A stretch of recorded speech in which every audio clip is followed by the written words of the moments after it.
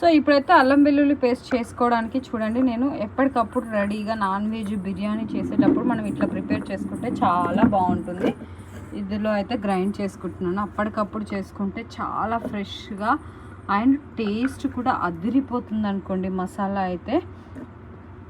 So ఈ మాత్రం అల్లం ముక్కలు, ఈ మాత్రం వెల్లుల్లిపాయలు వేసుకుంటే రుచి కూడా బాగుంటుంది. ఒకసారి మీరు కూడా ఇలా ట్రై చేయండి. అల్లం వెల్లుల్లి పేస్ట్ తినడం వల్ల చాలా ఉపయోగాలు ఉన్నాయండి. Ginger as well as garlic, ఎస్పెషల్గా అయితే ప్రెగ్నెంట్ లేడీస్కి అట్లా ఈ జింజర్ అయితే చాలా గార్లిక్ పీసెస్ అయితే చాలా యూస్ చేస్తాయి. జస్ట్ ఉడకబెట్టుకొని తిన్నా చాలా మంచిది. ఈవెన్ మీకు తెలుసో తెలీదో గార్లిక్ స్టిక్స్ కూడా ఉంటాయి.